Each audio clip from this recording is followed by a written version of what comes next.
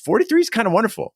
Yes, I need readers now. I just found out I need readers. And Me too. I had to up the text size on my screen. Yeah. I'm there. I get sleepy a little earlier than I used to, but there's this like cool part. Yeah. Like you don't have to be part of every conversation. That's so cool. Like you're walking by and people are talking about some bullshit. You're like, I don't care. I don't so cool. care. So cool. Remember when we first met John McClane? Argyle picked him up from the plane and took him down the Nakatomi Tower after Christmas party. And the terrorists were overzealous, but it was sweet when they killed Ellis. And with a little help from Alan, John McClane kicked ass. Welcome back to Shat The Movies, the podcast where we answer the question, were the movies we loved when we were growing up really that good? Have you ever caught yourself thinking, why don't they make movies like they used to? Can you still remember spending your Friday night searching for the perfect movie rental at Blockbuster Video? Do you know what Blockbuster Video is? If you answered yes, then this is the podcast for you. I am one of your hosts, Gene Lyons, and alongside me is my co-host, Big D, Dick Ebert. Good evening. And each week, we take a look back in time and decide if our favorite films still hold up. The movies we cover are chosen by you, the listeners, who generously commission the films you love. If you'd like to see all the movies we have covered, will cover, want to choose one for yourself, please visit shatpod.com and have a look. At the end of each podcast, we'll provide you, the audience, with a number of wipes each movie we take to get off your respective butts. So thank you so much for listening. If you have not already, hit that subscribe button and share with a friend. It's how we help the podcast grow. Additionally, subscribe to our sister podcast, Shat on TV. Review TV series such as Westworld, Taboo, American Gods, Game of Thrones, True Detective, Lovecraft Country, and Watchmen. Find all information and past episodes at shatpod.com/TV. And finally, if you'd like to hang out with us live, you can follow and subscribe to our Twitch channel, shatpod.com/Twitch, and our YouTube channel where we play video games, host watch parties, and edit this podcast live. All that being said, Big D, what movie are you reviewing tonight? Gene, so often when we get commissions come in, and it's going to be an opportunity to rewatch a movie, I look forward to talking about the movie and talking about how it holds up. But sometimes we get movies like tonight, where I'm selfishly looking forward to learning about you, learning about your feelings. We've had certain episodes that go beyond the film, and I think tonight really surprised me, and I think it will be an opportunity for the audience to get to know us better, maybe start a conversation with some voicemail and some emails, because tonight's movie got me thinking in a way I was not expecting when our great listener, Jen V, wrote in and said, please, can you review the 1986 American fantasy comedy drama, Peggy Sue Got Married? And Jen wrote it and said, hi, Shat Crew. As I'm writing this in September of 2022, I know that it'll most likely be 2024 before this commission sees the Shat meter, but nonetheless, I'm up for the wait. For my very first commission, I'd love to hear your take on Peggy Sue Got Married. It has a fantastic cast in Nicolas Cage, Helen Hunt, and a very young Jim Carrey, but the star of this flick is definitely Kathleen Turner as Peggy Sue.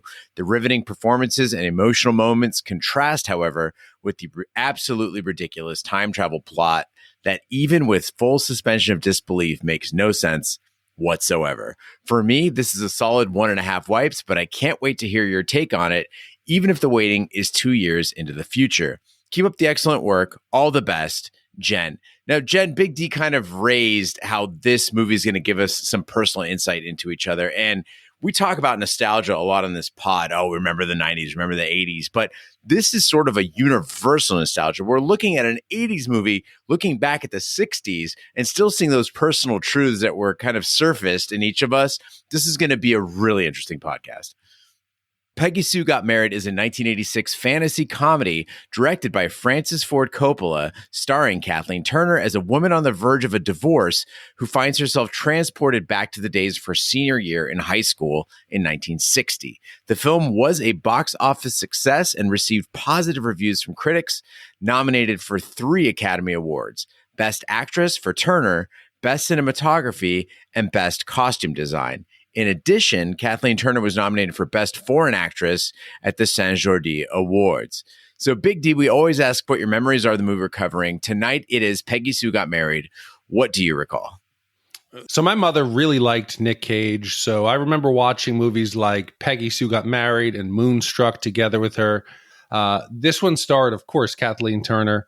to me, I remember her starting out in like Body Heat, which was like a sexy film. And I remember looking at her as like that romantic leading lady in Romancing the Stone, or that great actress in Prizzi's Honor, or Jewel of the Nile. And great actress. I mean, she did a lot of things. She was in Who Framed Roger Rabbit. Really great actress. But for me, watching this with my mother, why am I watching this? I don't get the themes. I don't get the plot of the movie. And it got me thinking now, I think this will start our introspection and then looking at each other. Do I do this shit to Emma? Do I make her sit down and watch movies with themes that she doesn't get? Recently, Gene, I came across an Instagram thing about like dads making miraculous saves. Like the kids fall off the couch, dad's making dad catches. I sent it to her and she goes, "Why'd you send that to me?" And I was like, "Oh, it's just a dad video." She goes, "Yeah, okay." So I wonder, am I doing this to Emma as well? I mean, Big D, this podcast has evolved so much in the last like 6 years, where we used to be like, "Oh, dicks, buttholes, drugs, party." Big Gene, what crazy thing did you do this week? And now you're talking about the relevance to your daughter. And I got to say, with this movie, I got me thinking about my marriage. Like, up until I married Sarah, I really had no interest in marriage. I never really understood wedding movies. So you told me you were kind of surprised in my reaction to this film. I'm still not sure I'm at the point where somebody's like, "Hey, Gene, you want to go to this movie? It's about a wedding." And I'd be like, "Hell yeah, let's get on it." And that's what I always thought Peggy Sue Got Married was about. And then one day, I think it was like a year ago, maybe less, when Ash brought up the question of whether Peggy Sue was an ephibophile. And my curiosity was piqued. I was like, wait, this is a movie about like people wanting to fuck kids? What? I thought it was some innocent like rom-com time travel movie. Knowing this movie was already on the Shat calendar, I didn't touch it. I kept it under wraps until October. We were on our honeymoon and I finally watched it. And I was so glad I did. But Big D, you're absolutely right. It got me thinking about marriage, about kids, about family, about legacy. There's a lot going on in this film. First of all, a viviphile? What is that? Is that like a pedophile? What is it's like a pedophile, but they strictly like teenagers, but not legal ones. Okay, so it's just like 14 to 17-ish. Okay. I didn't know that was a distinction, but thank you, everybody. We could check that off of our What Did We Learn on the Shat podcast. But Gene, I still hold out hope in some wild bucket list of things that would possibly never happen but could. Is the day that you have a daughter. I cannot wait. And then probably about 10 years after that, you will text me, you will email me, whatever retirement home I am, if I'm up in a mountain, wherever, and you're going to say, "Big D, you were right. Father of the bride, I completely missed the boat on that one." It's going to happen, Gene. It's going to happen. Big D, I sent her a hologram of the greatest dad catches, and she didn't even care. I should have brought this up to your mother. I said that your mom loves me. And your mom, she does. I'm a hugger. And your mother likes to be hugged. Let's hit the trailer.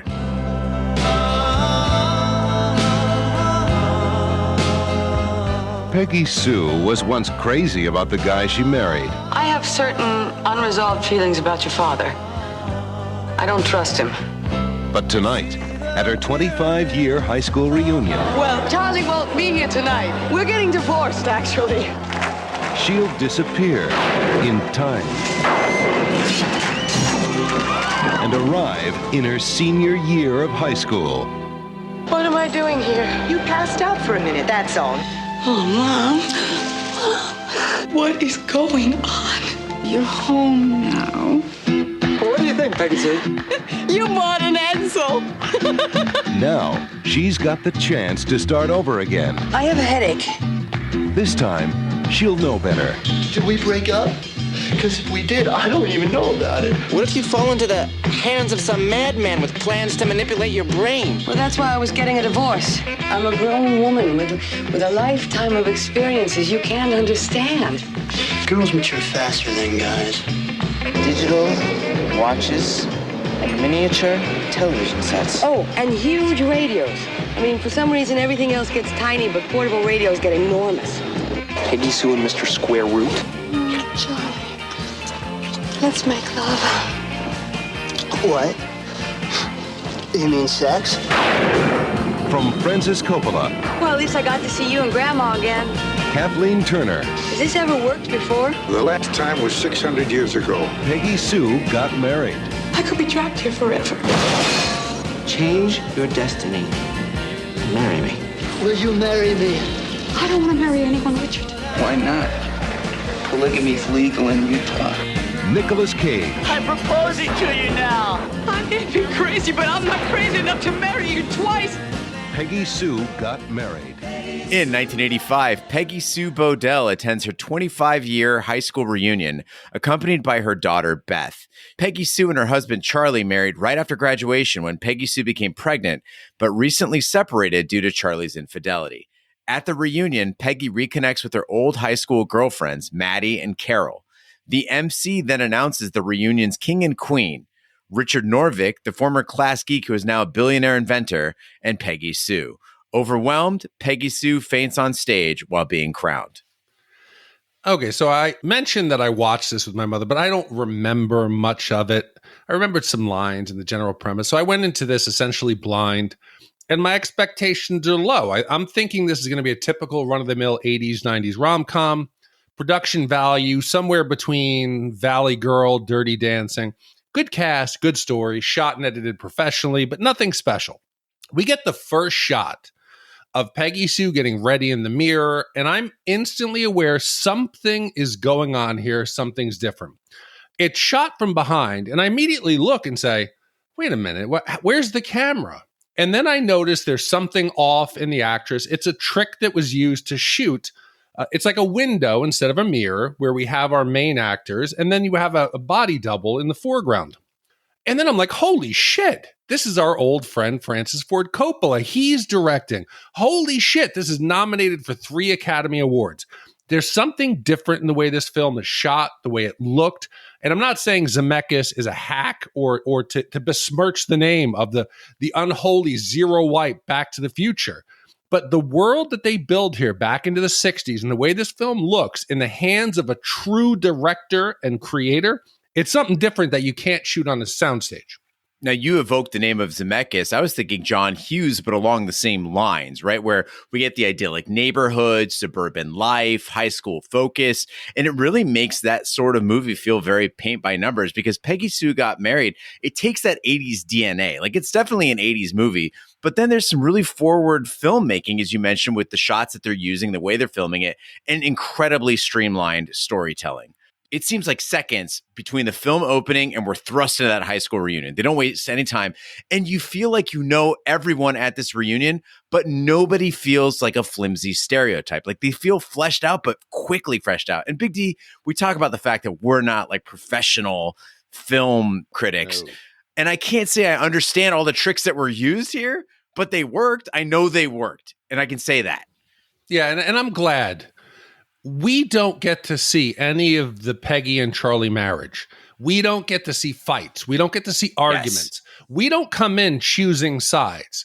We just know something happened. Something's gone wrong. They're getting divorced. I think they hint at Charlie's infidelity, but we don't know that until a little bit later. And it's just the characters. Matter of fact, they're going to the reunion. And I've never been a Kathleen Turner fan, even in like Romancing the Stone. Whatever, or War of the Roses. I just never liked her abrasiveness.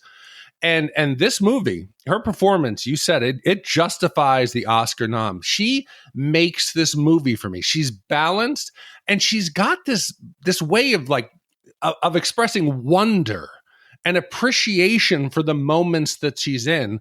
At the same point, she has like a wisdom and experience that comes with time and age. She balances, and again, physically, she's beautiful at this point. She plays the older Peggy and the younger Peggy. She still fits in that dress. It's a subtle performance that's touching, and you pair that with the music, it's great. I'm embarrassed to say that as a real child of the 90s who came into my own and started making my entertainment choices in the 90s, that my first exposure to the concept of Kathleen Turner was on that stupid fucking Adam Sandler album where it's like, Kathleen Turner has big fucking tits. And that's all I knew about Kathleen Turner. I didn't know what she looked like. I just knew if you ever see Kathleen Turner, she's got big fucking tits. And I think in most time travel movies, and I know we always kind of, I revert to default of Marty. Hey, what do you mean we're back in time. Oh my God, whoa, it's the 50s. Or people always over the top. Oh, I'm back in time. She is so subtle and so realistic. She's not screaming, hey, it's 1960, OMG, stumbling around town. This is what would happen. She's silent. She's watching. She thinks she had a stroke. She thinks she may have had a heart attack, which she might have in some Jacob's Ladder other world, you know?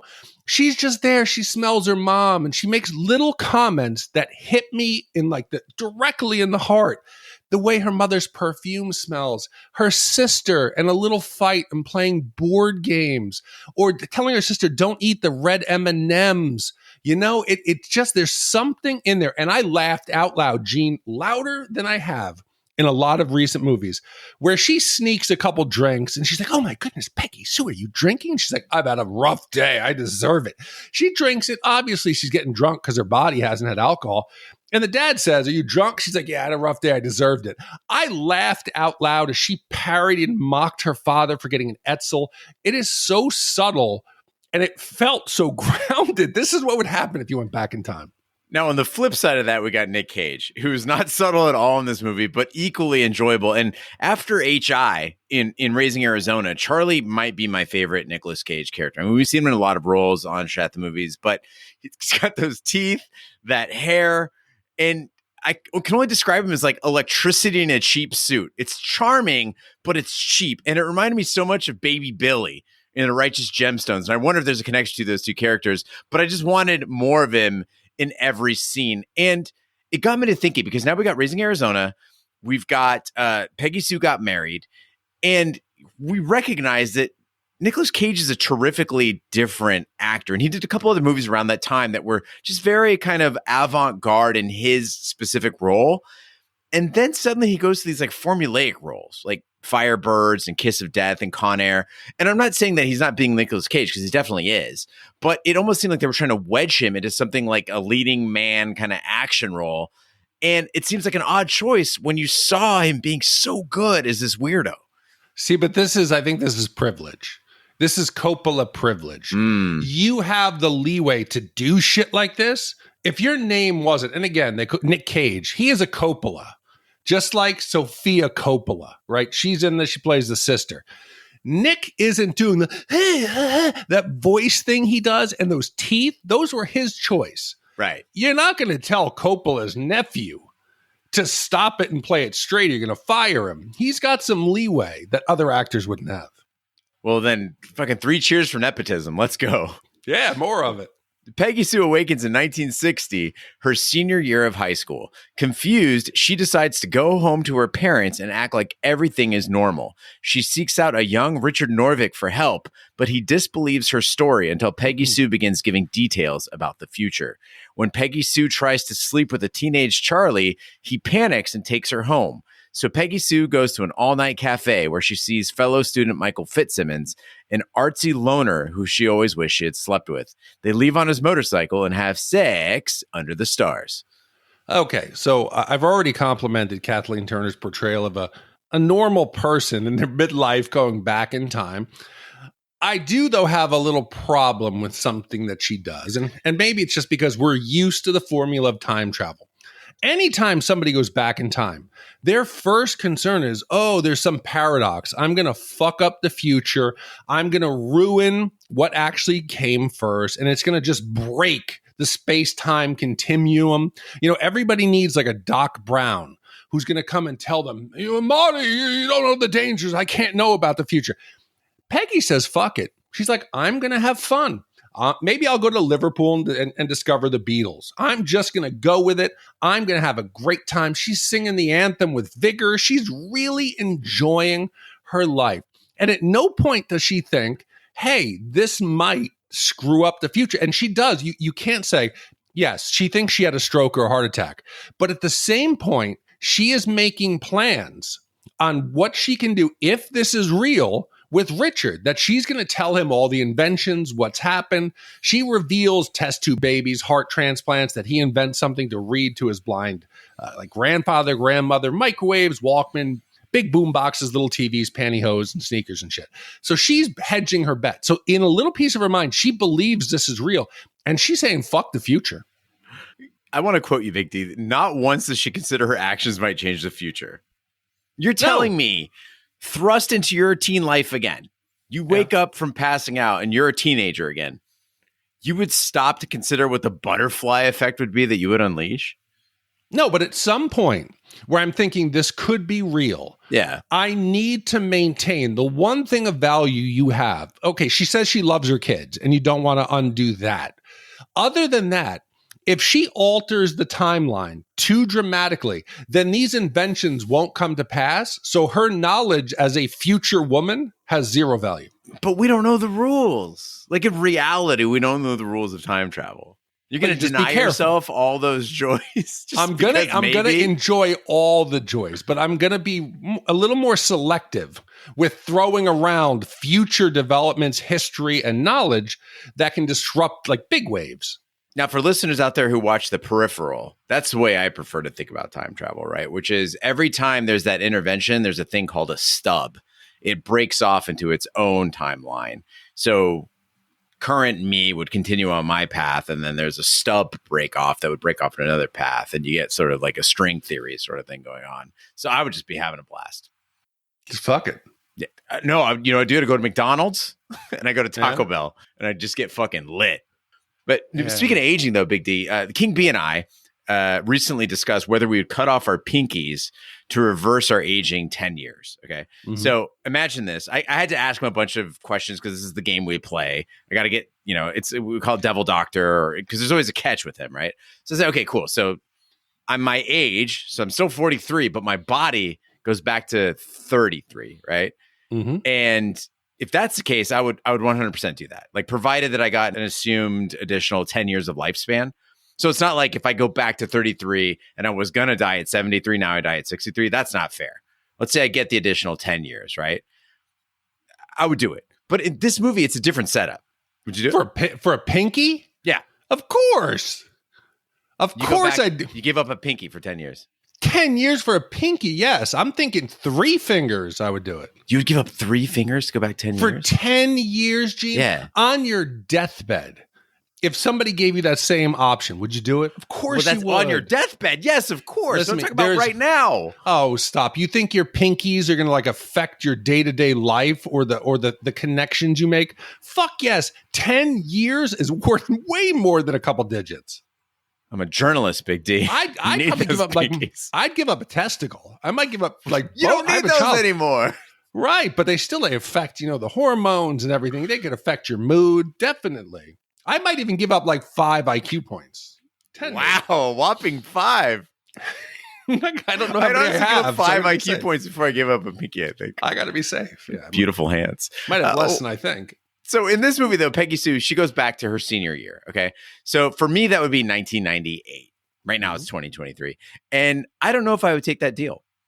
So it's not reversing your aging. It's going back to high school. And 1998 had its perks, right? We were less online. Music was a lot better. And I could get rich off of all those investments like you talked about. Like, where I could just go kind of like Richard Norvik and say, hey, I'm going to put money on, all these companies are going to do really well. AOL, whatever.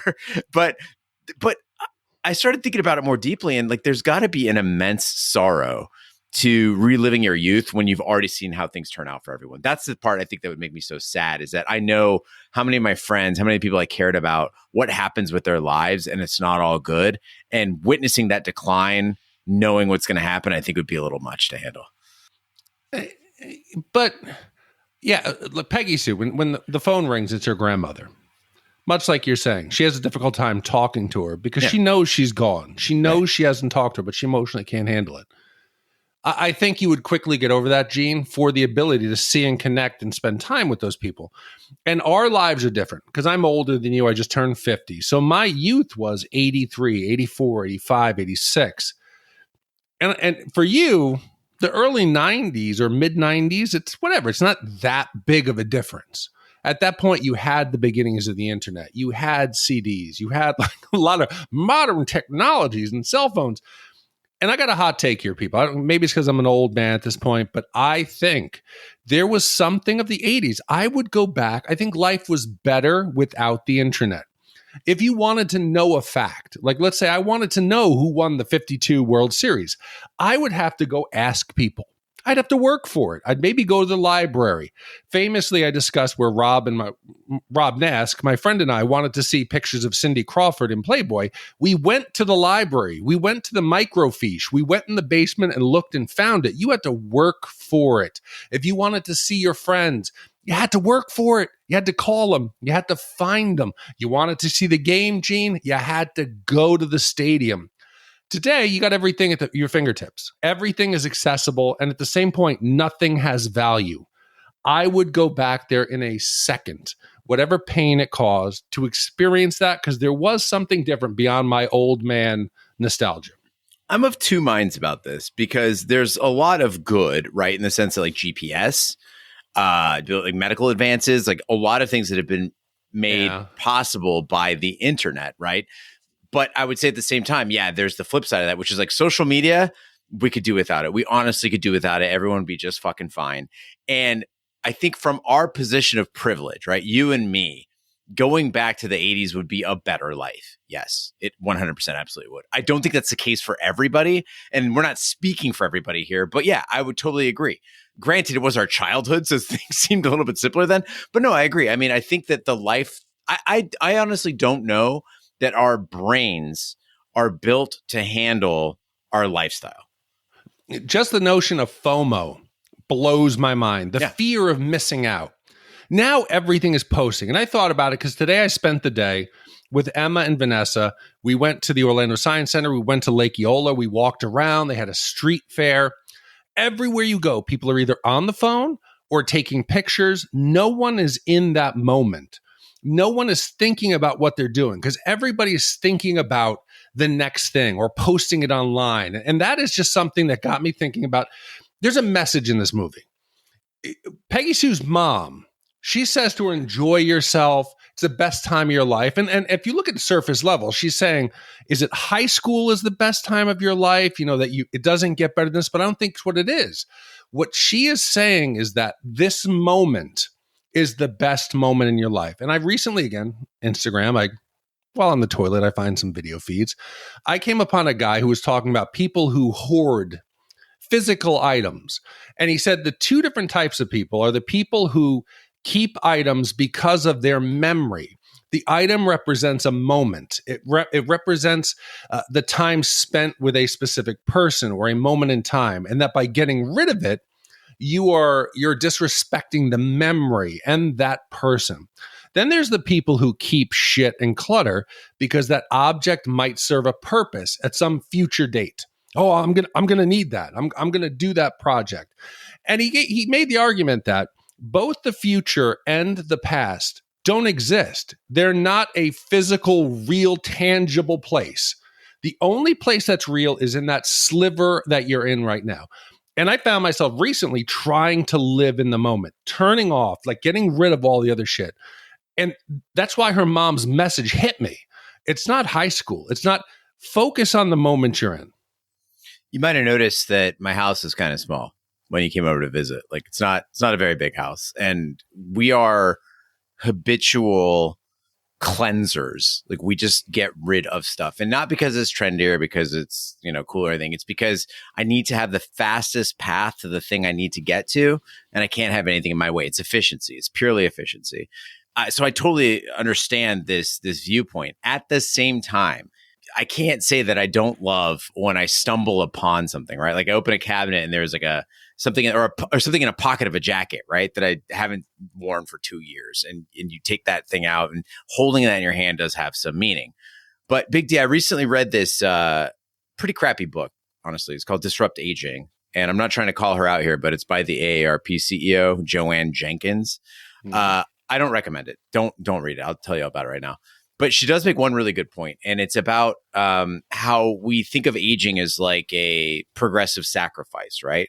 So first we give up our looks, and then we give up our opportunities, then we give up our health, and then eventually we give up our lives, right? That's like the sequence. So it's a constant process of giving things up, right? But I think another way to look at that, what she argues is that you're gaining things, right? You're gaining wisdom, you're gaining memories and friendships. And for most of us, we gained wealth too. Like we're much better off now than we were, 5-10 years ago. So I got to be honest, like I spent years wishing that I could be 19 again and in London, or 27 again and in Chicago, and kind of getting to your point, Big D, about this always being the best time of your life right now, because right now is the only thing that's real. 43 is kind of wonderful. Like, yes, I need readers now. I just found out I need readers. And Me too. I had to up the text size on my screen. Yeah. I'm there. I get sleepy a little earlier than I used to, but there's this like cool part. Yeah. Like you don't have to be part of every conversation. That's so cool. Like you're walking by and people are talking about some bullshit. You're like, I don't care. I don't care. So cool. And I know you hate this shit, Gene, but I don't want to. This is something Roger would say. Okay, if you could go back in time. Now, I'm not talking about giving yourself like stock tips or who wins a sporting event or some kind of future knowledge that way. If you could go back in time, what advice would you give to yourself? Have fewer friends. Have fewer friends. Also, don't leave Chicago. Stay in Chicago. Granted, like, again, it's not a regret thing, right? Because like I went to Ohio, I got into mopeds, I made friends all over Kentucky and Michigan and, Pennsylvania, places I would never visit otherwise, right? And I learned about this whole part of the world that's so fascinating and so cool. Made some really great friendships. However, I lived in Chicago for like 10 months, and those were 10 amazing months. And I thought at the time, which a lot of people do, kids, if you're listening, listen to me here. When you lose your job, you get this thing called unemployment, and you paid for that. And you can use that for a while to continue living where you're living. And there's no shame in that. Whereas for me, I was like, I lost my job. I got to go find the next job immediately. I left Chicago too early. So that would be my 2 pieces of advice to myself.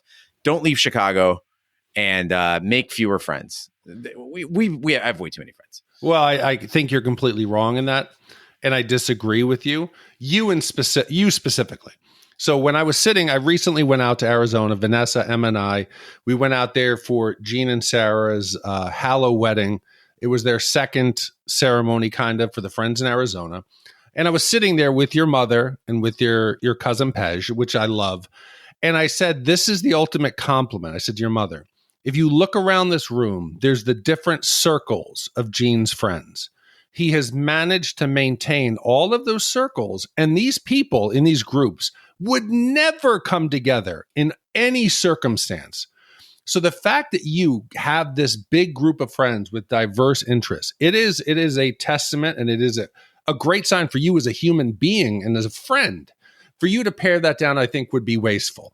Don't regret that. For me, if I could go back in time, and this is something I've said to Emma multiple times, and this goes into like, when your parents embarrass kids. I love you, honey. I love you. Like that shit. It's because I've learned as an old man, I don't give a fuck what people think. I tell Emma all the time, Emma, this is the one thing to think of.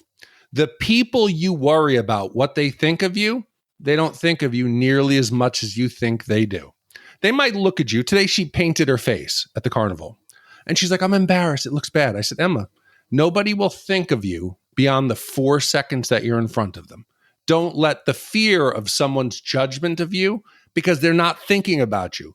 Move on, do what you want to do, and enjoy yourself. That's what I would have told myself. I love it. And thank you for your words. It's very kind. True. It's weird to transition to another plot point after that. It's like, I feel like I need to chew on that for a while, but I will. Yeah, dear reader. The next night at the bar, Michael asks Peggy to go to Utah with him and another female for a polygamous relationship where the two women support him while he writes. She declines, telling him to use their night together as inspiration for his writing. Charlie happens to be singing at that bar, and Peggy Sue sees there is more to him than she realized. Charlie comes off the stage and speaks to a music agent who is there to evaluate him, but the agent is unimpressed. The next day, Peggy Sue tries to talk to Charlie, but he lashes out, upset over failing to secure a record deal. Okay, so our younger listeners, I'm going to let you in on something. Maybe it's just me, maybe it's everybody else. I know I'm getting older. The mirror doesn't show it to me. I don't realize it looking in the mirror every day. The way I realize is when I look at famous people who I grew up with, famous people. I'm like, oh shit, that's Cameron from Ferris Bueller's Day Off. And now he looks like fucking Mitch McConnell. He looks like an old man. I'm like, holy shit, these people are haggard and old. Madonna, she was hot as hell. Now she looks like some plastic surgery. She's wearing a diaper on stage, possibly. You got Catherine Zeta-Jones. Matthew Broderick looks like a professor, like a tenured professor at some university. Have you seen Robert Smith from The Cure, Gene? Oh, yeah.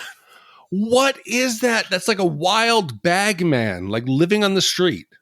I think one of the upsetting things about Robert Smith and The Cure too is that like other bands like Depeche Mode have shown that you do a thing. Coxbar is also very good at this. Like it's like you got to do those reinventions like David Bowie did, right? Where it's like you just got to evolve. And I love him. Like I would never tell Robert Smith what to do with his look. It's fine, but he could look cool in a different way if you just let it go, man.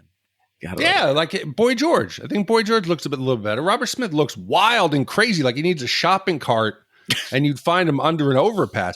And now Kathleen Turner, so she's in this, and granted, she's older than most. I think she's born in like 54, so that would make her like 70s. She's like in her 70s now, so I'm not going to hold up like hot, young Kathleen Turner, but this shit's making me feel my age, and I'm starting to wonder. Because I don't think people all the time, hey, you don't look 50, whatever. People could be just fucking blowing smoke up my ass, but it's possible. I feel like today people age a little bit better than they did in the 80s, and in the movie wise, it's comedic the way they try to make these guys look older. They give Richard a mustache. Oh shit, he's got a mustache. Jim Carrey, they do fucking nothing to. Nothing. You have Madeline Hutton. They give her that I've given up, I'm no longer a sexy woman, mom jeans, matching glasses, like Brady Bunch look. No one else do they try. So, Gene, I want to try something here for you. We're going to go back in time to the 80s, and we're going to test something here. Mm-hmm. I'm going to give you an actor and an iconic role, and I want you to tell me how old do you think they were? Okay? Awesome. Yeah. Let's do that. Okay, so we got Danny Glover, Murtaugh, Lethal Weapon. Yeah. How old was he in that? In the first one? Yeah. 40. You're very close. 41. Very good. All right, cool. Wilford Brimley in Cocoon. That's God. From the Oats commercials. Yeah. He was 63. No. He was 51. He's the same age as Paul Rudd. Yeah, but it's the Beatles. You got the Beatles. You think it's the Beatles? It's got the Beatles. Okay, let's see. Well, let's go with Alice from the Brady Bunch. Oh, so Alice was the housekeeper, yeah? Yeah. The maid. Yeah. In the Brady Bunch, she was... Now, the Brady Bunch went several seasons. This is in 69. How old was she in 69? Nice. I often think of Alice in 69, and I would say she was 40. Okay, you're close. 43, right around there. Last one I'm going to give you here, Christopher Lloyd, Doc Brown in 85. Okay. So I knew from Taxi. That was in 70. There. Let's say he was your age. He was 50. Son of a bitch. No, he was 45. So that's wow. That's a little surprising here. Almost. You got Coach from Cheers. I always thought that old bastard was in his 70s. He was 58. Coach?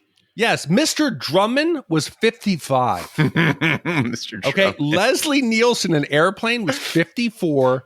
Pat Morita was 52. So the secret to actually getting me to want to jump in that time machine and go back to the 80s, just tell me about all the characters from the 80s. I'm like, wow, I miss all those guys. Big D, I recently went back to antenna TV, like broadcast TV. Like we got rid of our YouTube TV. And there's a channel, it's called like Cozy. I think it's Cozy, like Cozi. And all they do is show like old, like I Dream of Jeannie and like Bewitched and just these older things. And I could feel this like warm blanket over my brain, this comforting, like, I'm like, oh God, it's happening. It's happening. I'm going to be eating oats and sitting in a rocking chair pretty damn soon. Yeah, but it's not, people don't think Gene's got rabbit ears on top of his TV. Now you get those little dishes with the HD signal. This shit's pretty good. I did that for a few years. Yeah, this one looks like a mouse pad and you just stick it to your wall. Right. And a lot of them you can feed into, you have that cool water-cooled PC or whatever that new thing you got. It's air-cooled. You could now record with the your Assassin. shows. The Assassin. Who needs a TiVo, Gene? Big D, you mentioned this cast and how they age them. And during Cat's Eye, you talked about Drew Barrymore and how they saved money having her play 3 different roles. Peggy Sue Got Married, like, it does that with pretty much the whole cast. I mean, anybody who's important in this movie, other than the grandparents, really, and her parents. So everyone who is in the 1986 scenes plays himself or herself in the 1960s scenes. And yeah, it's goofy. It's hilarious.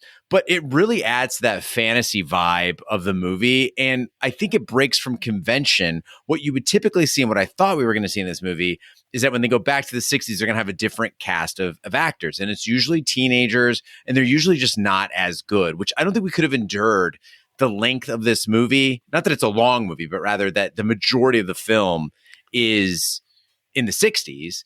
And I don't think I could have sat through that if it was all teen actors. I really, really love that they use this adult cast. And again, it gave us that teenage Charlie. Nicolas Cage as teen Charlie makes this movie. I also thought it was kind of fun because we get to see what's happened to them. So when we go back there and we get like Jim Carrey plays, he's a dentist, Walter. Now, granted, he looks identical. That is Jim Carrey, same from the 60s, same, but they're there and they're grinding up some pharmaceutical pain medication and snorting it. And I'm thinking, hey, he was the nerdy guy. He's trying to get with this girl. Then I go back and find out that was his girlfriend. They're kind of rekindling. He says hello again. It's almost like you're unraveling these relationships in reverse. And I like that. We get the girl in the wheelchair. I'm like, holy shit, how'd she get in the wheelchair? We're getting all the different characters who look very much the same, like just except for some gray spray hair and maybe a like a mustache or two. It looks the same, but I thought whatever. I just went with it. Big D, if you'll indulge me in one more bit of nostalgia, I want to call out this line that Richard drops when he's explaining his theory of time. He calls it his burrito theory of time.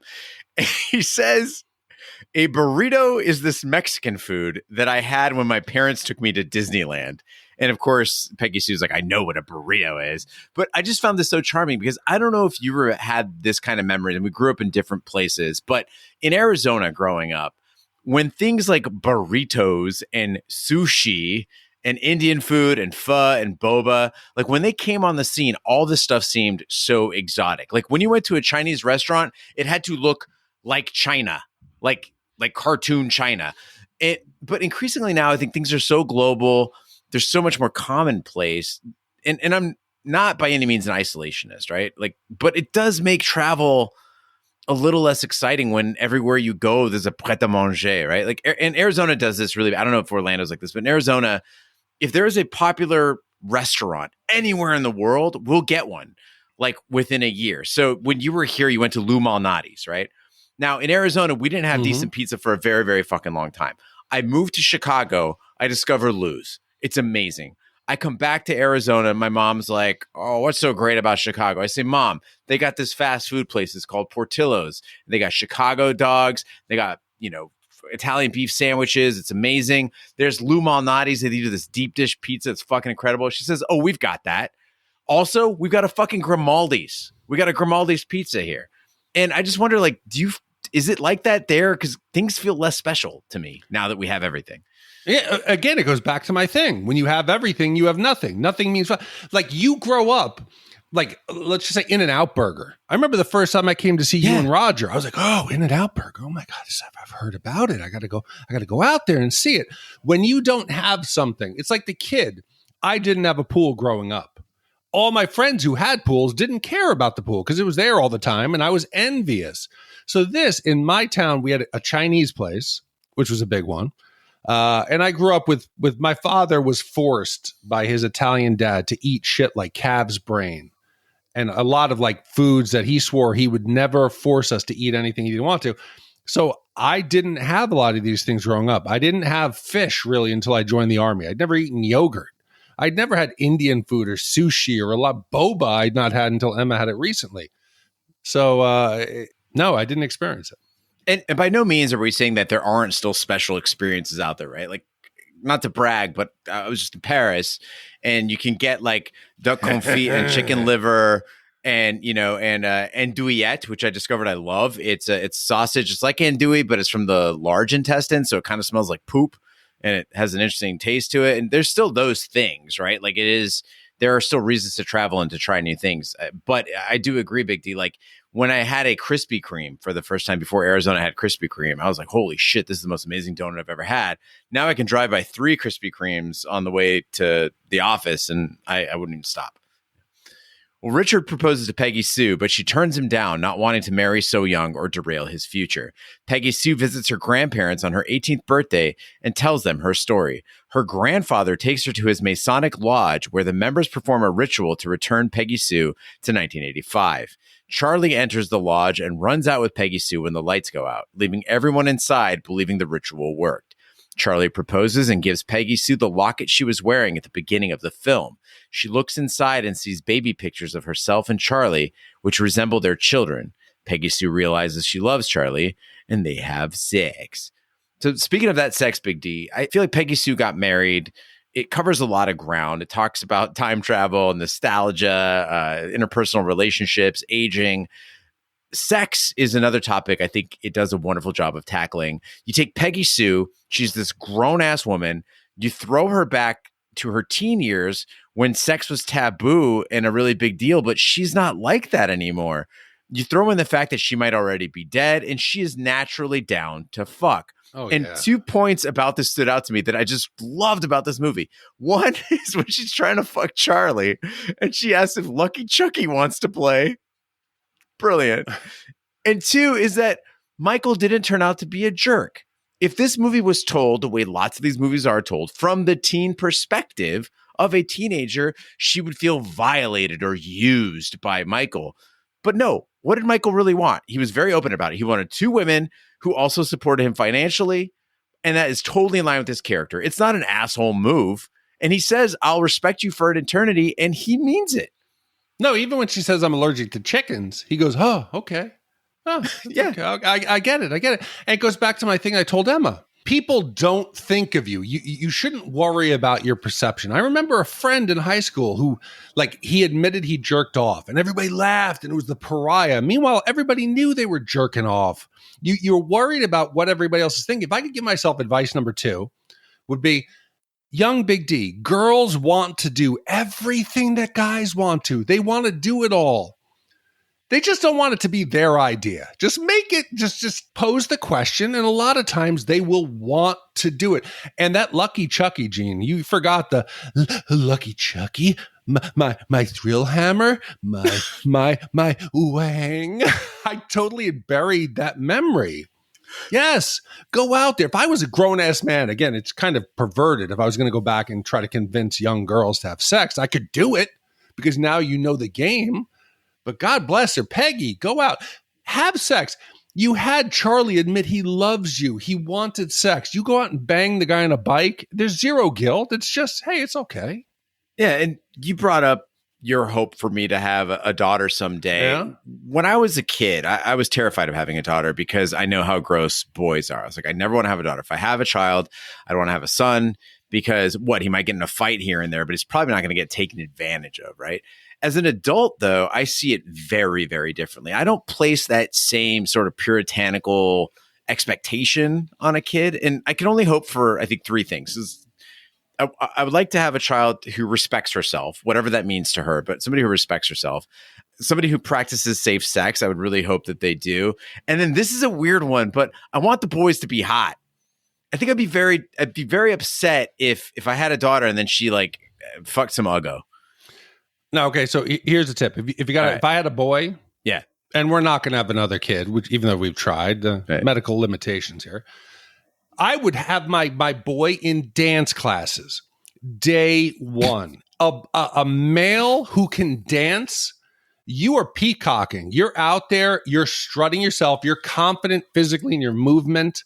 The typical guy who can't dance, you're starting at a disadvantage. As a non-dancer, I can say that fairly confidently. And for Emma, here's the thing. Now, my experience with Emma, and again, I have one kid. Who the fuck am I to teach people about children? My one. I know exactly who Emma will end up with. there's no question about her sexuality because she's already hinted at the crushes. I can see the boys that she talks about. She said, Daddy, did you see he has a twinkle in his eye? And I'm like, what? No. Yes. I said, no, I did not see a twinkle in his eye. When she talks about specific boys, and I feel good in the fact that the boys she always talks about are the quieter boys who treat her well and make her laugh, which is a great thing. And I've always lived by the rule. If you try to teach your kids not to go after specific guy, races, types, hobbies, whatever it is, they're going to come back with it.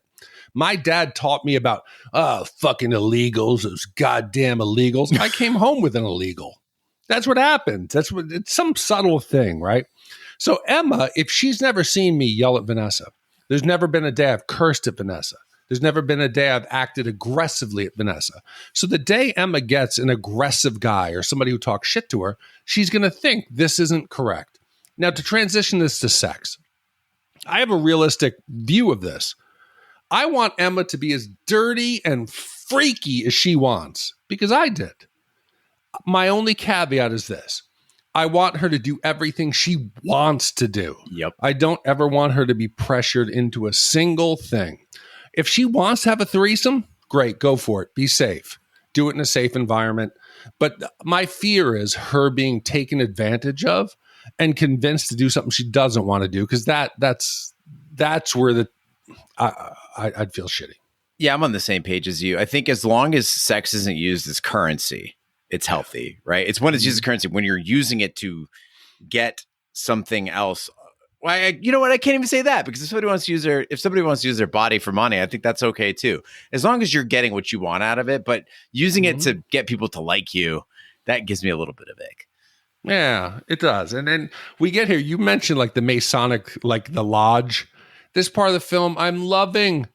And I just love old people. Old people are the best, Gene. And, you know, we talk about how everyone fears getting old. Like you're losing things, like you said. You lose your ability. You need glasses. You start to struggle in life.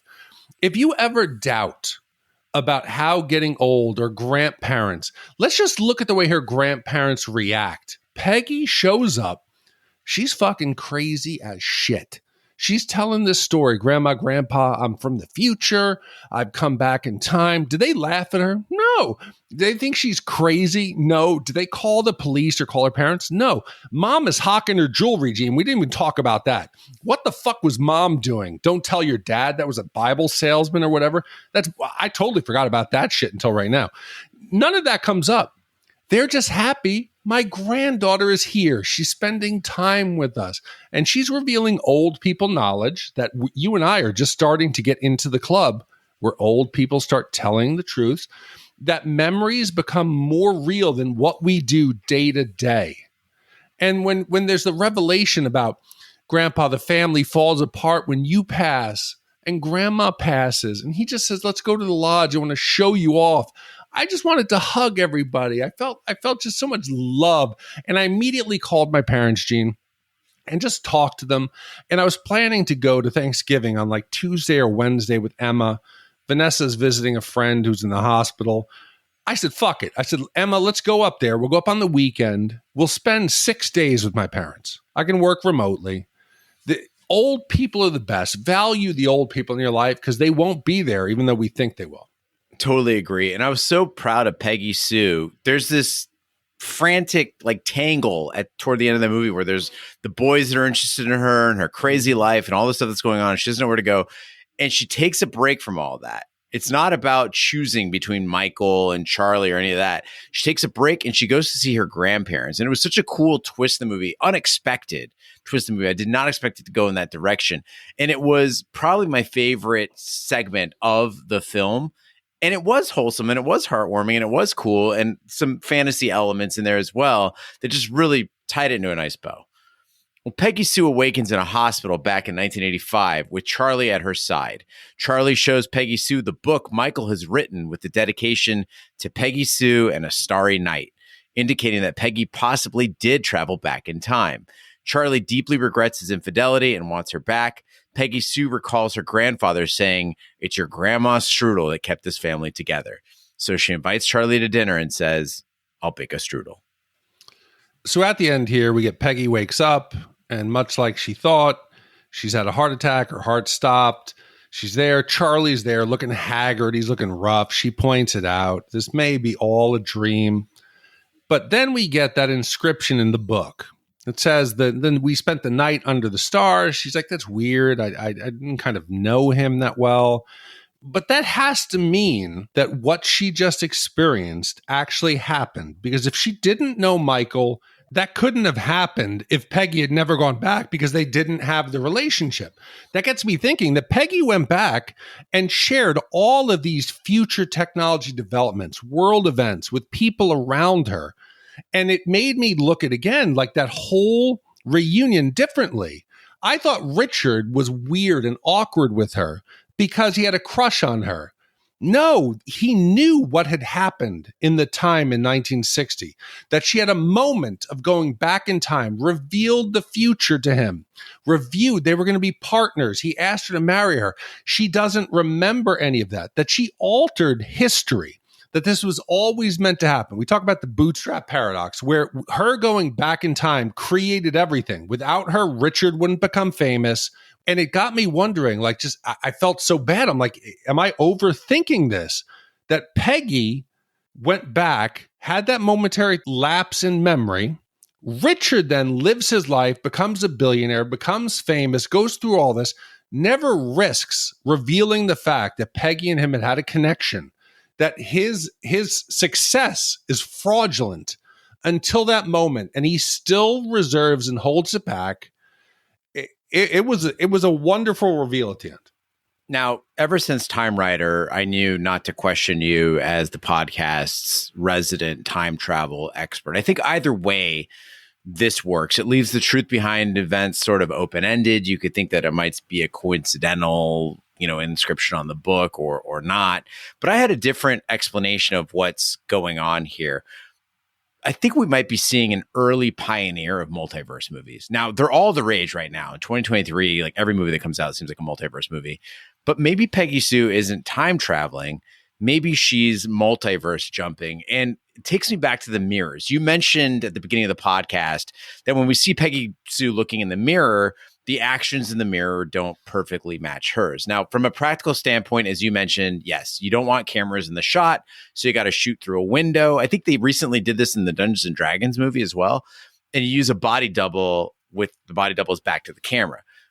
But why would you do that unless you wanted to make a point? And I think the idea here is that there's potentially infinite Peggy Sues. And if that is the case, then this movie predates the Spider-Verse. It predates Everything Everywhere All at Once, the Multiverse of Madness. Like, this could be the OG modern multiverse movie. But I think about this all the time because we dealt with fertility issues. And I think about the fact that if Vanessa and I had changed anything in our 6-year struggle for Emma, that one sperm, that one egg would not result in Emma. So she would not wake up to her same daughter, her same situation. So I don't buy that. I just wish there was like maybe a moment early in the reunion where somebody just has an offhanded comment about, Peggy Sue, you remember when you lost your memory for that week? Or something like that. I was thinking maybe that girl in the wheelchair.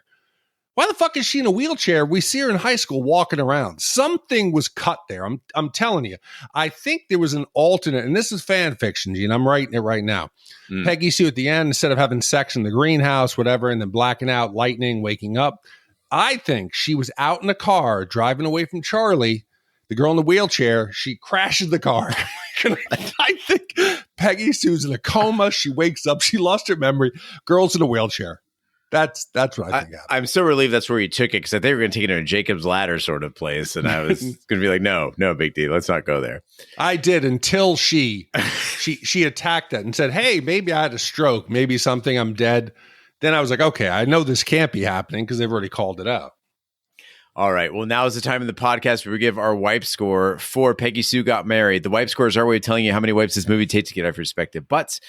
0 wipes is a perfect movie. It's when you go to Liverpool and discover the Beatles. And 5 wipes is an absolute disaster. It's when you marry too young and blame each other for all the things you missed. I'll go first. This isn't just a good movie. It's a good movie from 1986 that has a sex positive female protagonist and did the miracle of appealing to me, a guy who has basically no interest in romantic comedies or family forward films or Kathleen Turner. So this movie broke all the boundaries as far as I'm concerned. It is an excellent film. Bravo. I'm going 3/4 of a wipe. Fuck, Gene.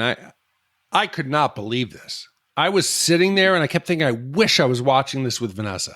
I thought maybe I was just in one of those moods. I hadn't been drinking, but I thought maybe it was like some kind of like something going on with me. I thought it was great. I love time travel movies.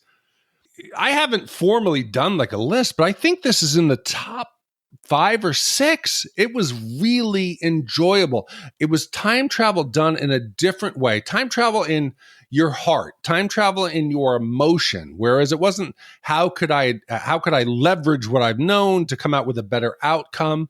It was more how could you change as a person going back.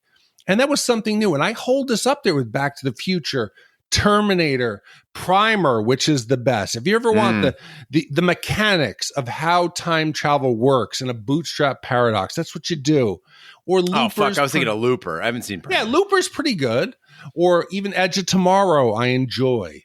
There's a lot of these time travel movies, but this one is one that gets you to think, how would time travel affect you emotionally? The things that wound us as adults, how could we maybe heal that? And what could we teach our younger selves? I was going to go one wipe, Gene. I think, I don't want to like just go after what you, but I think this is a 0.75 wipe movie. This is something that I think everyone can enjoy. And I hope it's not just my 50-year-old needing glasses ass, just like waxing nostalgic on this film. But it was much better than I expected. 3 Academy nominations. So the Academy agreed. And this might be the type of movie where I look back on it 6 months, a year from now and think, God, I should have done more for it. I almost feel like maybe I'm not being fair enough to it, but I'm going to stick to my guns. I like that it's unanimous at 0.75 wipes. So, Gene, with a 0.75 wipe, that now ties this with an Academy Award winner and also a film which was mentioned on this podcast. It ties it with Ferris Bueller's Day Off and Platoon, another Academy Award winner. Better than An American Werewolf in London and Beetlejuice, slightly worse than Titanic, Bull Durham, Interview with a Vampire, and The Fugitive. All right. Well, Jen, I hope we did it justice. I think we did better than you thought we were going to do with 1.5 wipes. So Peggy Sue Got Married. It's up there in the elites for Shat. And she thought it was preposterous, the mechanics of the time travel. I think it's better when you leave it obscure. I don't need a DeLorean with plutonium. Just fucking lightning, whatever, stroke out, cake on stage. Leave it ambiguous. Yeah, am I wrong? Passed out. Yeah, you just passed out. Or did you, Gene? Or did you? All right. Now we have time for one voicemail before we close out. And this one comes from listener Lawrence S. Hey, guys. Lawrence S. here. Just wanted to say that I listened to the Wraith episode and absolutely loved it. Love that movie. Brings back so many memories, especially the term cock stacker. Now, if you want to know what a cock stacker is, in my world, a cock stacker was basically a double penetration because the 2 cocks are stacked on top of each other. So, wow. There you have it. There's your explanation for cock stacker, because I know Big D was confused. He wasn't sure what cock stacking was. But I'm glad that I was able to provide this information to you. There's also other terms like cock tickler, cock tech, cock knuckler, cockleberry farmer, things like that. Cockleberry farmer. So anyway, if you're ever in need of any help or any explanation of any terms that have the word cock in them, I'm your guy. So just feel free to reach out and talk to you soon. Love you guys as always. Keep cock stacking and cockleberry farmer away. Love you. Bye. Gene, I think it's great. We finally have a cock correspondent. It's like our weatherman for cock. Yes. It's great. But I believe it again. This is now, we're talking a couple months ago. We do these things weekly so they become a blur. I thought the cock stacking was addressed to a male like character. Yeah. Yeah. So Double penetration, maybe, okay, yes, anally and orally. I thought it was more like you were just stacking cocks. You were taking lots of cocks. Here's a cock. There's a cock. There's a cock. Let's stack the cocks. Yeah, I mean, so I don't think so. Anally and orally wouldn't be cock stacking because the cocks have to be they're not stacked. Yeah, no, they're parallel. Maybe parallel. Yeah. No, I think it means that he's a man who engages in cock stacking. Like he will stack his cock with another dude while they're banging away at somebody. But is that an insult? When you're in high school or you're out in like Arizona, that's like a compliment. I'm the type. No, I'm the type, and I'm not judging here, but I'm the type that I think that any sort of genital contact with another dude, I think would be. I'm not that kind of brave. I've cock stacked. You are that kind of brave. Yeah, I cock stacked. Yeah. I cock stacked with the guy who landed Sully on the Hudson. I've never shared that before. Yes, I did. I swear on my life. Yes. This is when Jen. Big D. Jen was super hot. It was the summer. Pat and I, we were cock stacking in the basement.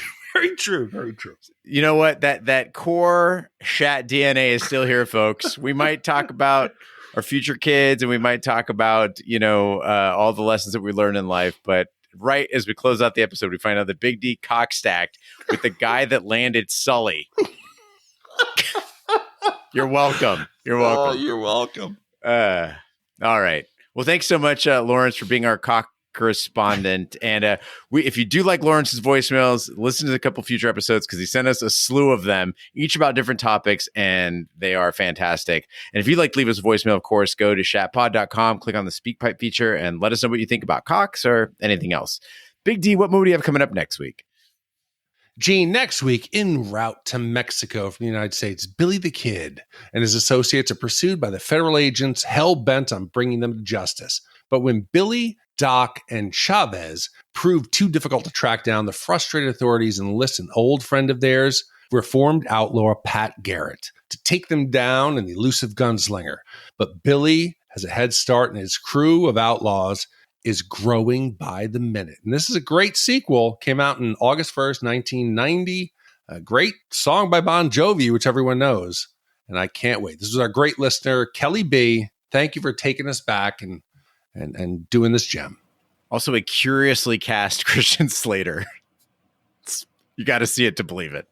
All right. Well, thank you, Kelly B, for your commission. Thank you, Jen V, for your commission. Thank you to all the commissioners who make this podcast possible. That concludes this week's episode of Shat the Movies. Be sure to follow us on social media, share with a friend. We're on Facebook, Twitter, Snapchat, and Instagram at Shat the Movies. You can email us, host@shatpod.com. Support the podcast by shopping our Amazon affiliate link, buying our merch, or commissioning your own movie. Find all the information by visiting our website, shatpod.com. Also, check out our sister podcast, Shat on TV, where we review TV series such as Lovecraft Country, Westworld, True Detective, Taboo, American Gods, Game of Thrones, and Watchmen. Find all the information on our website, shatpod.com/TV, wherever fine podcasts can be found, including Apple Podcasts, Google Play, Stitcher, and YouTube. Be sure to subscribe. And if you stop by Apple Podcasts, please be sure to leave a 5-star review. It helps the podcast grow. On behalf of my co-host, Big D, I'm Gene Lyons. Join us next week for the following movie. That William H. Bonney be hanged till he be dead. You can go to hell.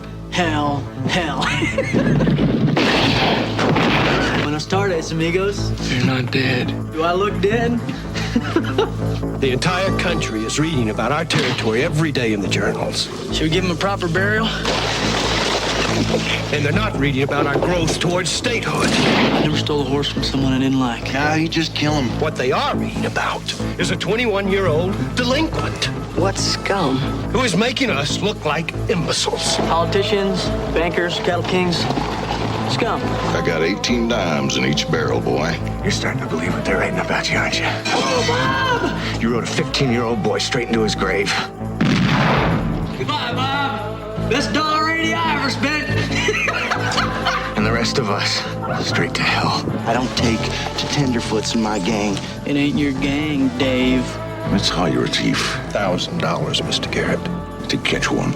And all the resources you need to carry out the extermination Just playing the game, Doc. of one William H. Bonney. Even their horses are crazy.